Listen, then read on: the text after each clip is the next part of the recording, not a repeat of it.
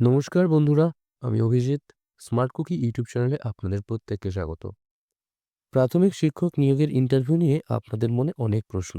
বিশেষ করে demo class কিভাবে দেব বা প্যাডাগোগি ও পরিবেশের কঠিন প্রশ্নগুলোর সহজ উত্তর কিভাবে দেব তা নিয়ে অনেকেই চিন্তায় থাকেন। আজকের ভিডিওতে আমি এমনই কিছু বাছাই করা গুরুত্বপূর্ণ প্রশ্ন নিয়ে বিস্তারিত আলোচনা করব, যেগুলো ইন্টারভিউ বোর্ডে বারবার ঘুরে ফিরে জিজ্ঞেস করা হচ্ছে।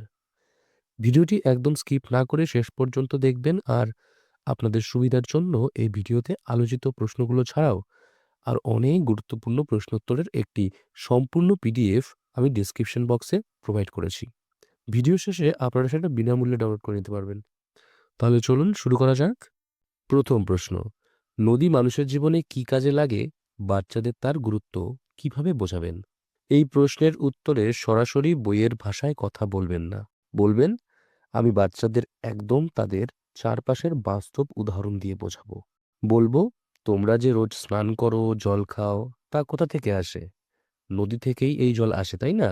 কৃষকরা নদীর জল দিয়ে মাঠে চাষবাস করেন। আবার নৌকা বা জাহাজে করে নদীর ওপর দিয়ে সহজে যাতায়াত করা যায়।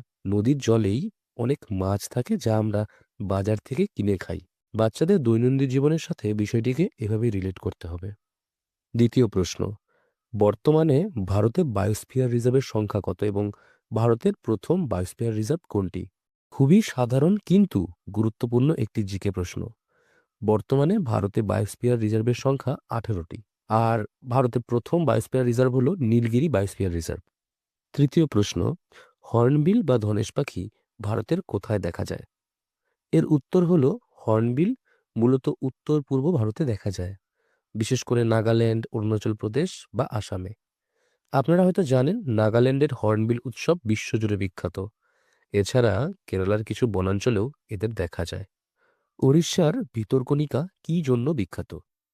ভিতরকণিকা মূলত এর গভীর ম্যানগ্রোভ অরণ্য এবং লবণাক্ত জলের কুমির বা সল্ট ওয়াটার ক্রোকোডাইল সংরক্ষণের জন্য বিখ্যাত।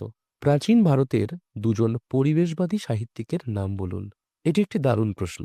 প্রাচীন ভারতে পরিবেশ ও প্রকৃতির নিখুঁত বর্ণনা ব্যাপকভাবে পাওয়া যায় মহাকবি কালিদাসের রচনায়, যেমন অভিজ্ঞান শকুন্তলম ও মেঘদূতম। আর দ্বিতীয়জন হলেন বাণভট্ট। তার কাদম্বরী রচনায় প্রকৃতির অপরূপ বর্ণনা রয়েছে। গ্লোবকে অঙ্কের ভাষায় কি বলে এবং বাচ্চাদের বোঝানোর সময় এটিকে কিসের সাথে তুলনা করবেন? গ্লোবকে অঙ্কের ভাষায় গোলক বা স্ফিয়ার বলা হয়। বাচ্চাদের বোঝানোর সময় এটিকে একটি সাধারণ বল বা ফুটবলের সাথে তুলনা করা যেতে পারে, যা তারা প্রতিদিন দেখে। বন্ধুরা, এবার আমরা আসছি সবথেকে গুরুত্বপূর্ণ অংশে। ইন্টারভিউ বোর্ডে আপনাকে যখন কোনো সিচুয়েশন দেওয়া হবে, তখন আপনার উত্তর দেওয়ার ধরনই ঠিক করে দেবে আপনি শিক্ষক হিসেবে কতটা যোগ্য। প্রথম প্রশ্ন: বাচ্চা বাংলা পড়তে না চাইলে কিভাবে তাকে বাংলা পড়াবেন? বন্ধুরা, এখানে আপনার ধৈর্য দেখতে চাওয়া হচ্ছে। বলবেন, প্রথমে আমি জানার চেষ্টা করব তার ঠিক কোথায় অসুবিধা হচ্ছে। জোর করে বই না পড়িয়ে গল্প বলা, ছবি দেখানো বা ছড়ার মাধ্যমে তার মধ্যে আগ্রহ তৈরি করব। পরিচিত পরিবেশের উদাহরণ টেনে মজার ছলে অক্ষর বা শব্দের সাথে পরিচয় করাবো, যাতে তার ভীতি দূর হয়। পৃথিবী যে ঘুরছে এটি বাচ্চাদের সামনে কিভাবে বোঝাবেন? ডেমো দেওয়ার জন্য এটি একটি পারফেক্ট টপিক। বলবেন, আমি শ্রেণীকক্ষে একটি গ্লোব এবং একটি টর্চ ব্যবহার করব। বাচ্চাদের বলবো, ধরে নাও গ্লোবটা আমাদের পৃথিবী আর টর্চটা হলো সূর্য। এরপর গ্লোবটিকে নিজের অক্ষে ধীরে ধীরে ঘুরিয়ে দেখাবো যে কিভাবে পৃথিবীর বিভিন্ন অংশ একবার সূর্যের সামনে আসছে এবং আবার দূরে সরে যাচ্ছে। পরবর্তী প্রশ্ন: অধিবর্ষ বা লিপ ইয়ার বাচ্চাদের কিভাবে বোঝাবেন? বাচ্চাদের অঙ্কের হিসেবটা খুব সহজে বোঝাতে হবে। বলবেন, পৃথিবী সূর্যের চারদিকে একবার ঘুরে আসতে সময় নেয় ৩৬৫ দিন এবং প্রায় ৬ ঘন্টা। আমরা ৩৬৫ দিনে তো ১ বছর ধরি। তাই প্রতি বছর বেঁচে যাওয়া ওই ৬ ঘন্টা ৪ বছর জমলে ২৪ ঘন্টা বা পুরো একটা দিন হয়। তাই প্রতি ৪ বছর অন্তর অন্তর ওই বাড়তি একটা দিনকে ক্যালেন্ডারের ফেব্রুয়ারি মাসের সাথে যোগ করা হয়। পরবর্তী প্রশ্ন: হাট ও বাজারের পার্থক্য শিশুদের কিভাবে বোঝাবেন? খুব সহজ উদাহরণ দিয়ে বোঝাবো। বাজার হলো এমন জায়গা যেখানে প্রতিদিন দোকান বসে, কিন্তু হাট প্রতিদিন বসে না। সপ্তাহের কোনো একটি নির্দিষ্ট দিনে খোলা মাঠে অনেক মানুষ এসে দোকান দেয় সেটাই হলো হাট। হাটে সাধারণত কৃষকরা সরাসরি তাদের জিনিসপত্র বিক্রি করতে আসেন।